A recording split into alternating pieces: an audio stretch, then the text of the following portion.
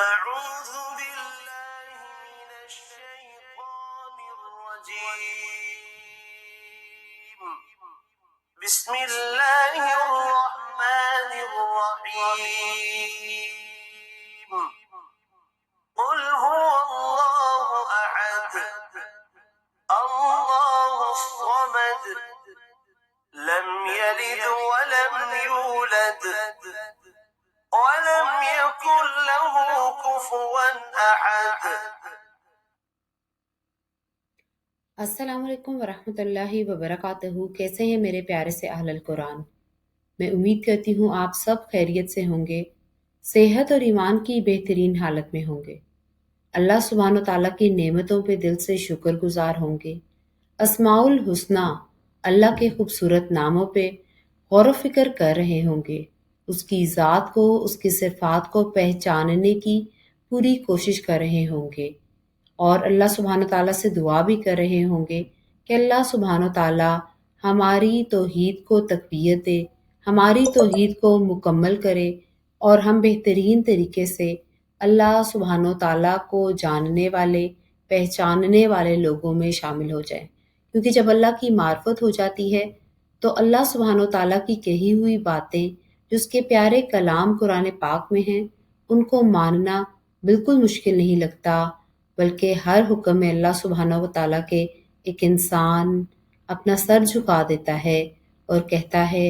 سمینا و اطعنا، میں نے سنا میرے اللہ اور میں نے مانا۔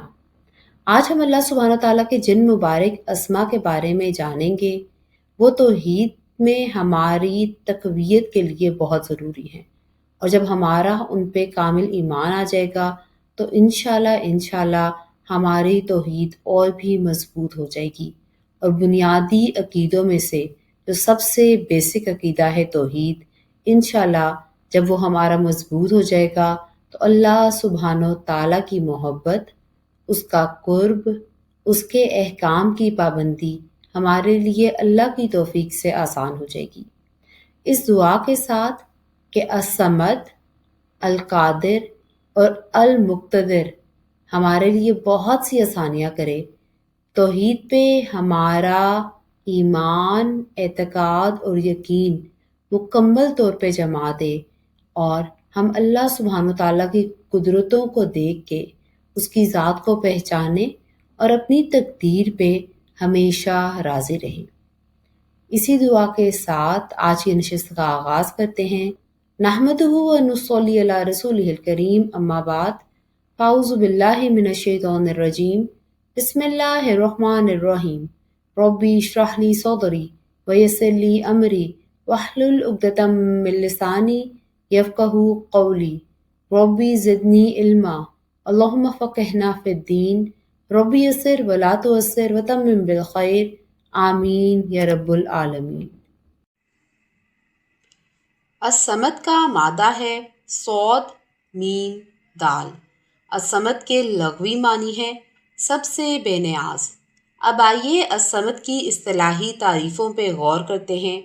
علامہ آلوسی رحمۃ اللہ فرماتے ہیں، حضرت ابو ہریرہ رضی اللہ تعالیٰ عنہ نے اس نام مبارک کے یہ معنی بتائے ہیں: المستغنی عن کل احد والمحتاج الیہ کل احد۔ الصمد وہ ذات ہے جو سب سے مستغنا بے نیاز ہے، اس کو اپنے فیصلے نافذ کرنے میں کسی کی ضرورت نہیں پڑتی، اور سب کے سب اسی کے محتاج ہیں۔ کیا ہی پیاری تعریف ہے! کاش یہ تعریف ہم سب کے دلوں میں اتر جائے کہ سب کے سب اس ذات کے محتاج ہیں۔ جبرائیل علیہ السلام سے لے کر ایک چونٹی تک، بڑی سے بڑی مخلوق اور چھوٹی سے چھوٹی مخلوق، سبھی اس کے محتاج ہیں اور وہ کسی کا محتاج نہیں۔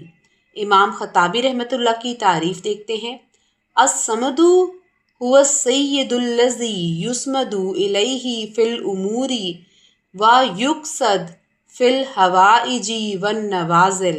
امام خطابی رحمۃ اللہ فرماتے ہیں، الصمد وہ ذات ہے جس سے تمام امور میں سہارا لیا جاتا ہے اور ضرورت اور مصیبتوں میں اسی ذات کی طرف رخ کیا جاتا ہے۔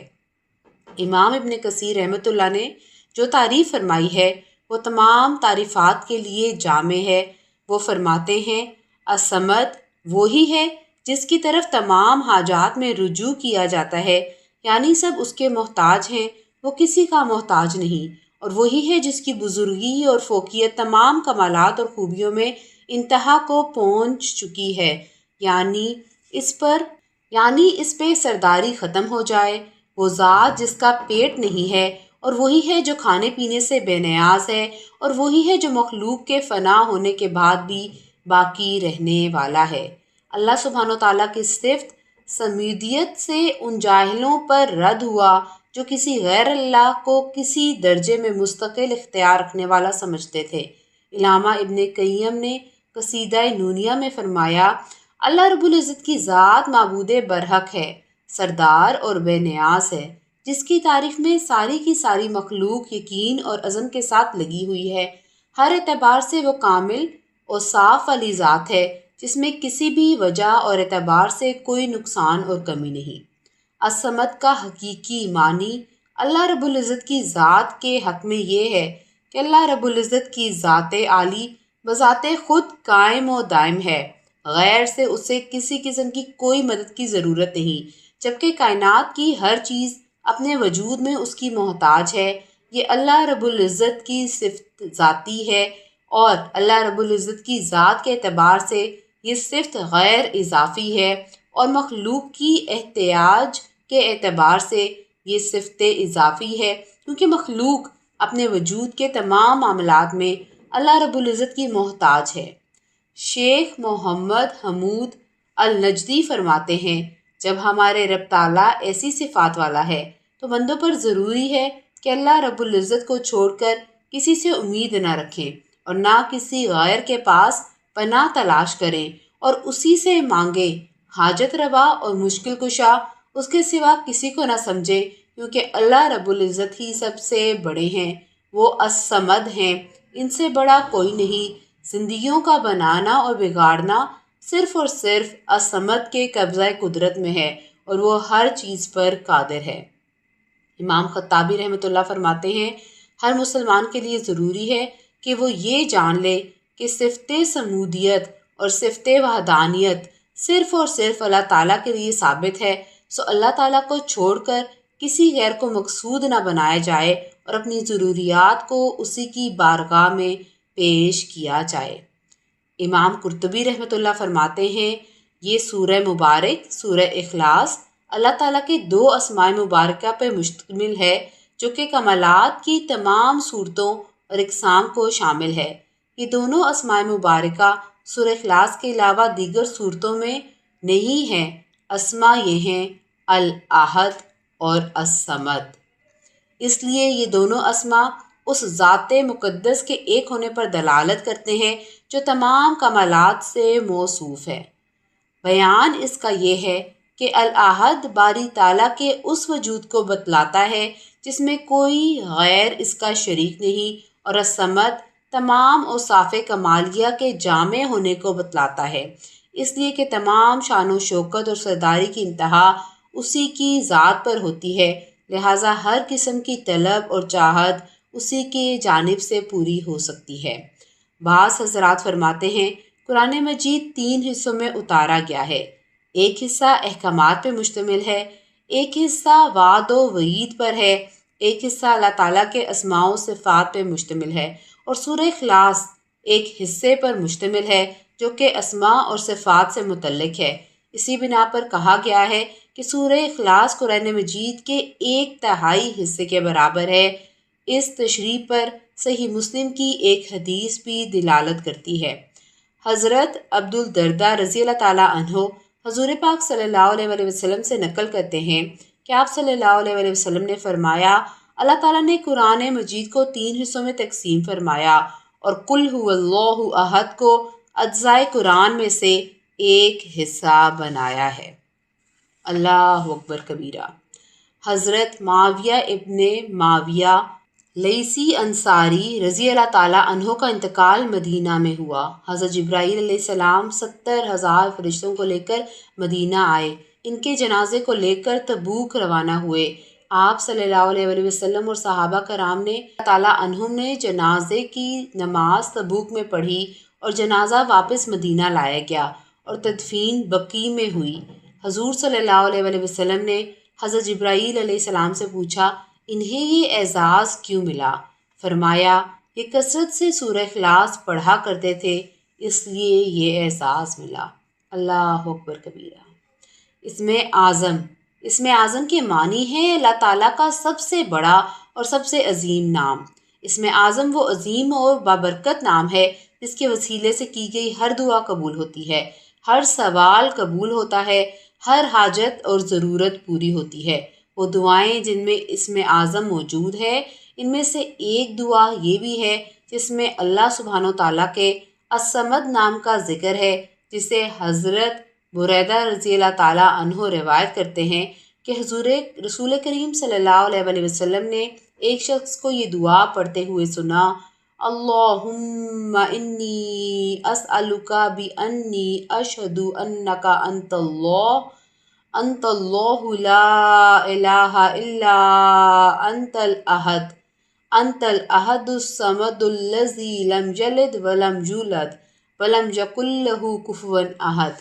اے اللہ میں تجھ سے سوال کرتا ہوں اس واسطے سے کہ میں گواہی دیتا ہوں کہ تو ہی اللہ ہے، تیرے سوا کوئی معبود نہیں، تو ایسا اکیلا اور بے نیاز ہے کہ سب کے سب تیرے محتاج اور تو سب سے مستغنی ہے، جس نے نہ کسی کو جنا اور نہ وہ جنا گیا اور نہ ہی اس کا کوئی ہمسر ہے۔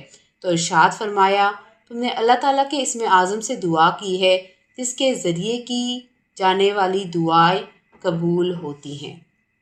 رسول اللہ صلی اللہ علیہ وآلہ وسلم ایک مرتبہ مسجد میں داخل ہوئے تو دیکھا کہ ایک شخص نماز ادا کرتے ہوئے تشہد میں کہہ رہا ہے، اللہم انی اسألک یا اللہ بأنک الواحد الاحد الصمد الذی لم یلد ولم یولد ولم یکن لہ کفوا احد ان تغفر لی ذنوبی انک انت الغفور الرحیم۔ اے اللہ میں تجھ سے سوال کرتا ہوں، اے اللہ اس واسطے سے کہ بے شک تو ایک ہے، تو بے نیاز ہے، جس نے نہ کسی کو جنا ہے اور نہ وہ کسی سے جنا گیا اور جس کا کوئی ہمسر نہیں، کہ تو میرے گناہوں کو بخش دے، بے شک تو ہی بہت زیادہ مغفرت فرمانے والا اور رحم کرنے والا ہے۔ تو رسول اللہ صلی اللہ علیہ وآلہ وسلم نے ارشاد فرمایا بے شک ان کی مغفرت کر دی گئی، یقیناً ان کی مغفرت کر دی گئی۔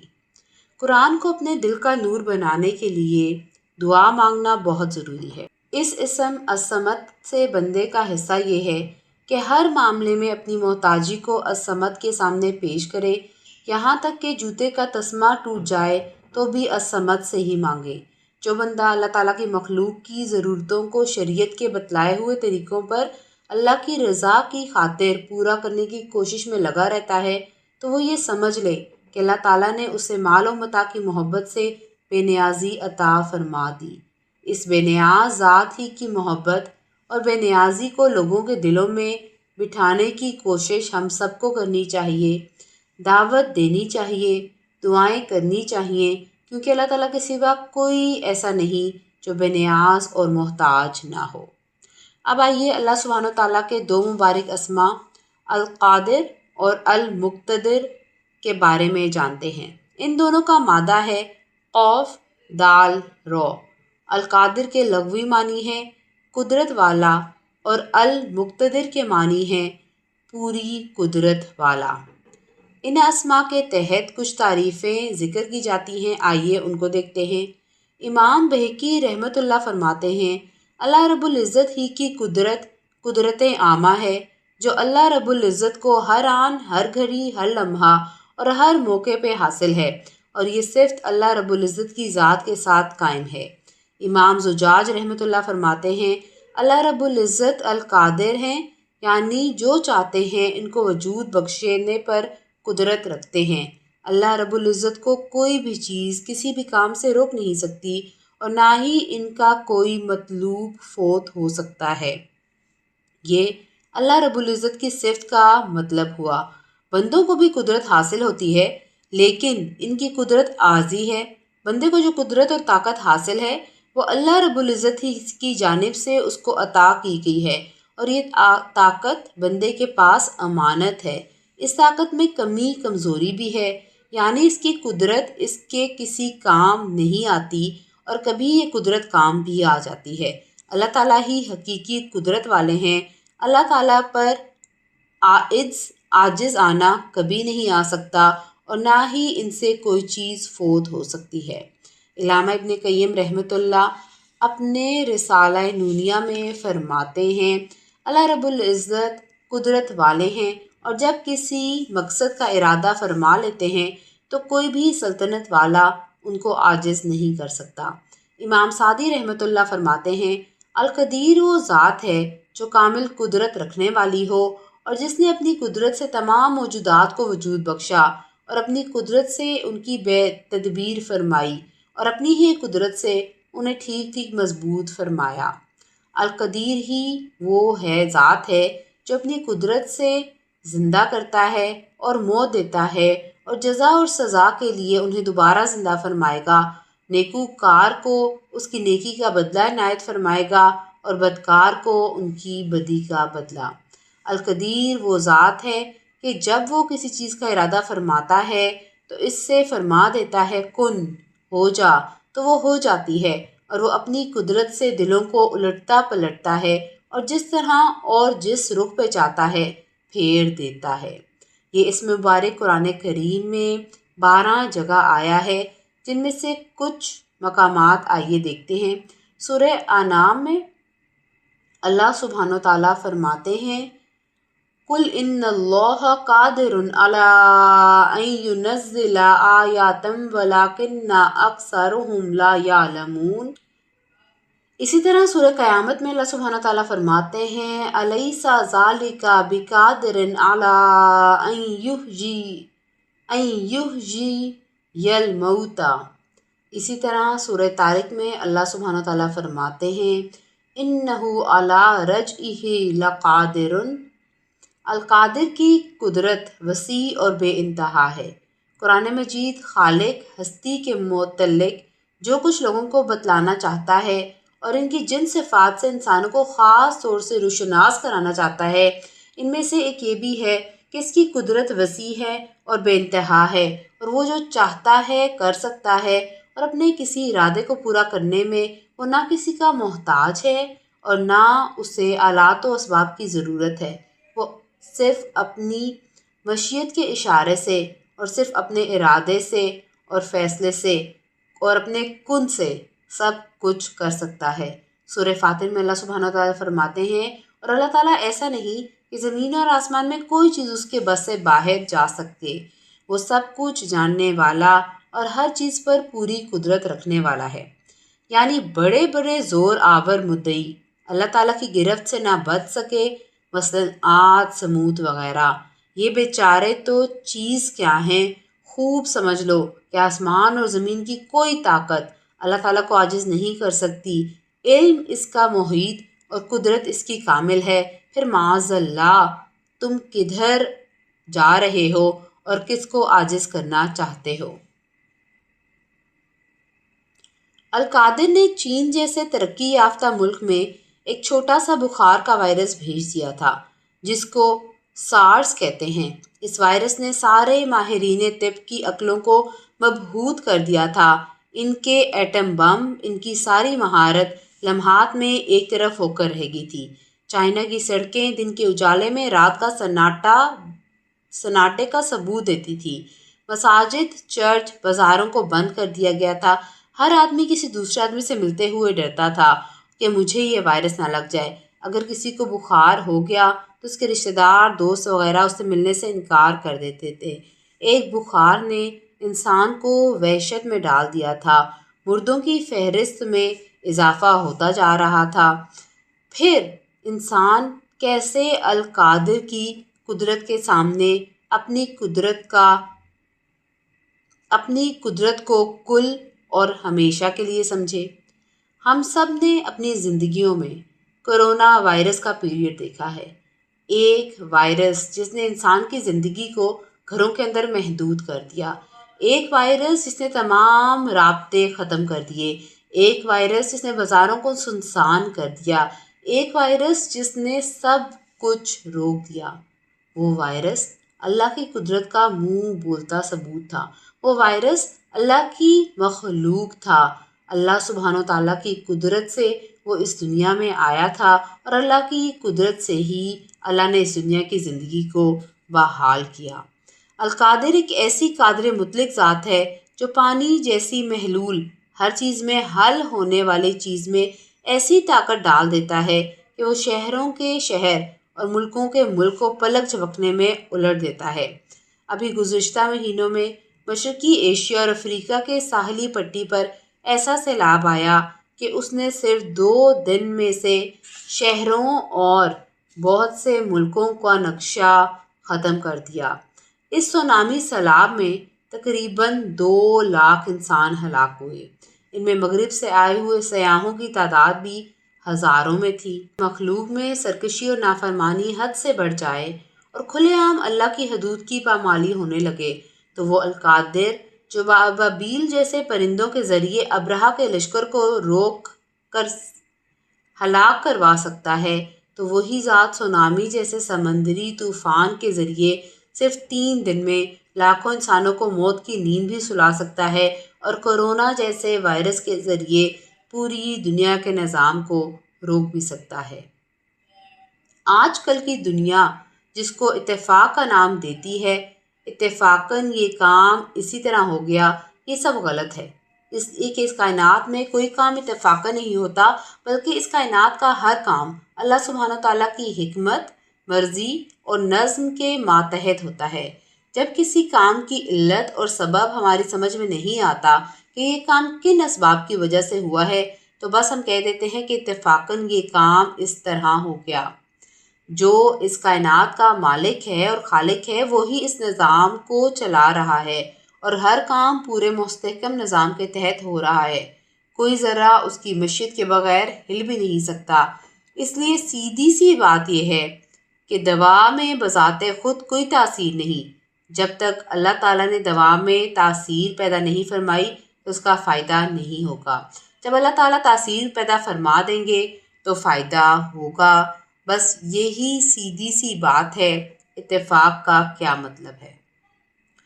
اللہ سبحانہ تعالیٰ المقتدر بھی ہے، اپنی حکمت کے موافق جس حکم کو چاہے منسوخ کرے، جسے چاہے باقی رکھے، جس قوم کو چاہے مٹائے، جسے چاہے اس کی جگہ جما دے، جن اسباب کی تاثیر چاہے بدل ڈالے، جن کی چاہے نہ بدلے، وہ وعدہ چاہے شرائط کی موجودگی میں ظاہر کرے، جو چاہے شرائط کے نہ پائے جانے کی بنا پر موقوف کر دے۔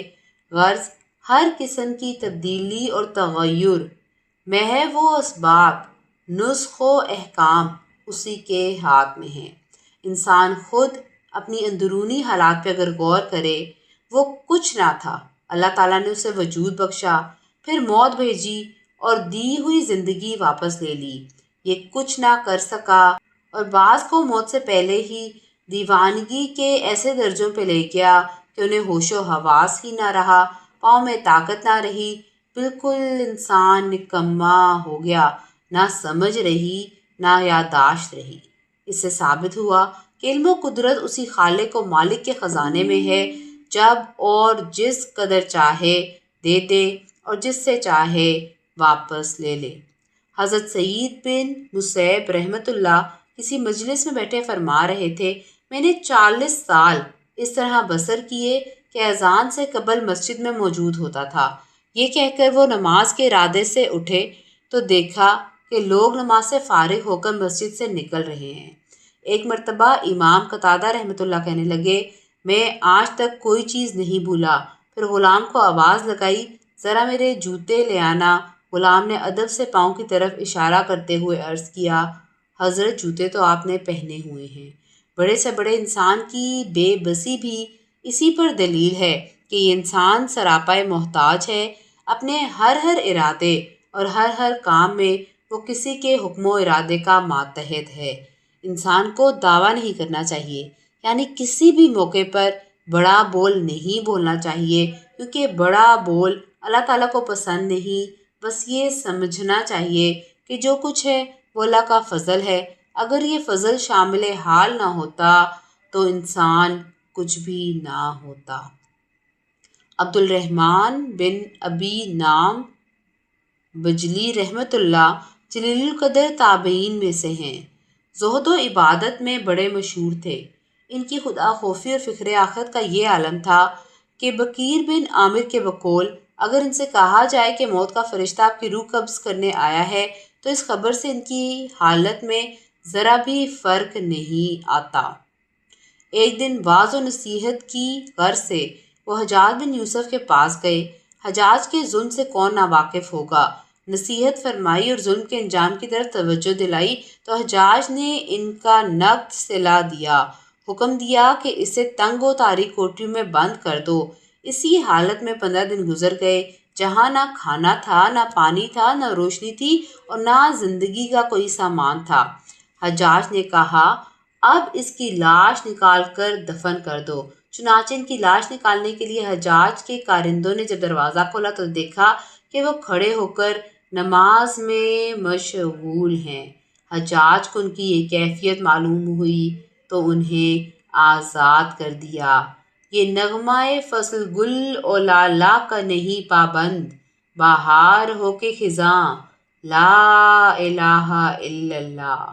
حضرت سعید بن مسیب رحمۃ اللہ فرماتے ہیں میں ایک مرتبہ مسجد میں آرام کر رہا تھا، اچانک غیب سے آواز آئی اے سعید یہ دعا مانگ، اللہم انکا ملیک مقتدر ما تشاء من امر یکون۔ اے اللہ بے شک آپ مالک اور قدرت والے ہیں، آپ جو بھی چاہتے ہیں وہ ہو جاتا ہے۔ حضرت سعید بن مسیب رحمۃ اللہ فرماتے ہیں ان جملوں کے بعد میں نے جو دعا مانگی ہے وہ قبول ہوئی ہے۔ اسی طرح تکلیف سے نجات کے لیے اللہ تعالیٰ کی قدرت کا واسطہ دے کر پناہ مانگنا بے حد مفید ہے، جیسا کہ حدیث شریف میں یہ کلمات سکھائے گئے ہیں اعوذ باللہ وقدرتہ من شر ما اجد و احاذر۔ میں اللہ تعالیٰ اور اس کی قدرت کاملہ کی پناہ چاہتا ہوں اس تکلیف کے شر سے جو مجھے لاحق ہے اور اس سے بھی جس کا مجھے خطرہ ہے۔ القادر ہی ہے جو بڑی بڑی مشکلوں کو آسان کرنے پر قدرت رکھتا ہے۔ ابو عمر بن علا کہتے ہیں میں حجاج سے بھاگ کر مکہ گیا کیونکہ میرے چچا حجاج کے ہاں ملازم تھے، بس میرے چچا فرار ہو کر نکلے تو میں بھی بھاگ گیا، انہوں نے میرا پیچھا کیا۔ میں بیت اللہ کا طواف کر رہا تھا کہ ایک دیہاتی یہ نظم پڑھ رہا تھا اے برے احوال میں بہت کم صبر کرنے والے اور غم و فکر میں بہت زیادہ گھلنے اور گھبرا جانے والے، تم مصیبتوں میں تنگ دل نہ ہو کہ کبھی کبھار مصیبتوں کے بادل بغیر کسی ہیلے کے چھٹ جاتے ہیں۔ اپنے آپ کو ہر مصیبت پر صبر کا عادی بناؤ کہ بے شک صبر کرنے میں تدبیر اختیار کرنے والے کے لیے راحت ہی راحت ہے۔ بعض اوقات لوگ ایسی بات سے پریشان ہو جاتے ہیں جس میں ایسی نجات ہوتی ہے جیسے رسیاں کھل جاتی ہیں۔ میں نے دیہاتی سے کہا رک جاؤ کیا بات ہے؟ وہ کہنے لگا حجاج کو موت نے آ لیا ہے۔ میں سمجھ نہ پایا کہ کس بات پر خوش ہو جاؤں، حجاج کی موت پر یا بیت اللہ میں مصیبت سے خلاصی پانے پر۔ یزید بن عبد الملک کے پاس ایک باغی کو لایا گیا۔ اس نے ان کے خلاف الزامات سنے تو اسے قتل کرنے کا ارادہ کر لیا۔ ادھر باغی کے منہ سے بے اختیار نکلا عنقریب اللہ سبحانہ وتعالیٰ میری رہائی کے اسباب مہیا کرے گا، کیونکہ ہر روز اس کا اپنی مخلوق کے بارے میں حکم ہوتا ہے۔ یزید کہنے لگا اللہ کی قسم میں لازماً تمہاری گردن اتار دوں گا، جاؤ اس کو قتل کر دو۔ سپاہیوں نے اسے قتل کرنے کے لیے سامان اکٹھا کرنا شروع کیا۔ اسے قتل کرنے ہی لگے تھے کہ تابعی بزرگ حسین بن اسود نخعی داخل ہوئے۔ یہ کوفہ کے اشراف میں سے تھے، نامور خطیب اور بزرگ شاعر اور سقہ راوی تھے۔ یزید بن عبد الملک ان کا بے حد احترام کرتا تھا۔ انہوں نے جب اس باغی کو دیکھا تو کہنے لگے امیر المومنین اس مجرم کو مجھے بخش دیں۔ یزید نے ان کی طرف دیکھا اور کہا ہوا لکا یعنی یہ آپ کا ہوا۔ اب باغی وہاں سے نکلا اور اس کی زبان پر یہی کلمات تھے۔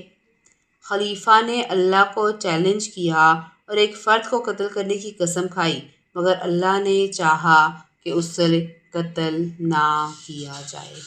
اللہ اکبر کبیرہ۔ اللہ سبحانہ تعالیٰ بے نیاز ہے، الصمد ہے، اس کو ہماری کوئی ضرورت نہیں ہے۔ اللہ سبحانہ تعالیٰ القادر بھی ہے اور المقتدر بھی ہے، تمام کی تمام قدرت اسی کی ہے۔ انسان بالکل بے بس، مٹی سے آیا ہے، مٹی میں جانا ہے۔ اللہ کو ہماری ضرورت نہیں، ہمیں اللہ کی ہر وقت ضرورت ہے۔ ہم عبادات کرتے ہیں پھر ان پہ فخر کرتے ہیں۔ یاد رکھیے وہ بے نیاز ہے، اس کی عبادات کرنے کے لیے فرشتے بہت موجود ہیں، اس کو ہماری عبادات کی ضرورت نہیں، لیکن ہم محتاج ہیں اس کی ہر طرح کی نعمت کے، اسی لیے ہمیں اللہ کی ضرورت ہے۔ وہ القادر ہے، وہ المقتدر ہے، وہ ہر چیز پہ قدرت رکھتا ہے۔ وہی تو ہے جو حضرت موسیٰ کے لیے سمندر کے بیچ میں راستہ بنا دیتا ہے، وہی تو ہے جس نے حضرت ابراہیم کے لیے آگ ٹھنڈی کر دی، وہی تو ہے جس نے حضرت یوسف علیہ السلام کو کنویں میں ڈالنے کے باوجود مصر کا بادشاہ بنا دیا۔ تو ہر چیز پہ قدرت رکھنے والا، ہر چیز سے بے نیاز صرف اللہ سبحانہ و تعالیٰ ہی ہے، جو ہمارا خالق ہے، مالک ہے۔ ان اسما سے جب بندے کا تعلق ہو جاتا ہے تو وہ دنیا سے بے نیاز ہو جاتے ہیں۔ لوگوں کی پاور دیکھ کر وہ بالکل امپریس نہیں ہوتے، انہیں اس بات کی پوری امید ہوتی ہے کہ اللہ سبحانہ تعالیٰ جو الصمد ہے، القادر ہے، المقتدر ہے، اگر اس کا ساتھ بندے کے ساتھ ہو تو ہر چیز اس بندے کے لیے آسان ہو سکتی ہے۔ اللہ سبحانہ تعالیٰ سے میری دعا ہے کہ اللہ سبحانہ تعالیٰ ہمیں ان اسماء پہ یقین دلا دے، اللہ سبحانہ تعالیٰ ہمارے دلوں کو ایسا کر دے کہ ہم ہر وقت اللہ کی عبادت میں مشغول رہیں اور ہمارا سر عاجزی سے، انکساری سے جھکا رہے، یہ جانتے ہوئے، یہ تسلیم کرتے ہوئے کہ ہمیں اللہ کی ضرورت ہے، اللہ کو ہماری ہرگز ہرگز ضرورت نہیں، اور مشکلوں پہ، مصیبتوں پہ اور کسی قسم کے حالات پہ بھی یہ جانیں کہ یہ اللہ کے فیصلے ہیں اور اللہ کی رضا پہ راضی رہیں۔ اللہ سبحانہ تعالیٰ ہمیں اپنے اسما کی معرفت دے دے، اللہ سبحانہ تعالیٰ ہمارے صغیرہ کبیرہ گناہ معاف کر دے، اللہ سبحانہ تعالیٰ اس بابرکت رجب کے مہینے میں ہمیں عبادات کرنے کی توفیق دے، آج ہم وہ بیج ڈال دیں جو تناور درخت بن کے رمضان میں نکل آئیں۔ اللہ سبحانہ تعالیٰ محبت ابراہیم کے والدین کو، اہل خانہ کو صبر جمیل عطا کرے۔ اللہ سبحانہ تعالیٰ فلسطین کے مسلمانوں کو، سوڈان کے مسلمانوں کو اپنے حفظ و امان میں رکھے، ان پہ رحم کرے، ان کی غیب سے مدد کرے، اور مسلمانوں کے تمام دشمنوں کو اللہ سبحانہ تعالیٰ صفائے ہستی سے مٹا دے۔ اللہ سبحانہ تعالیٰ آپ سے، مجھ سے راضی ہو۔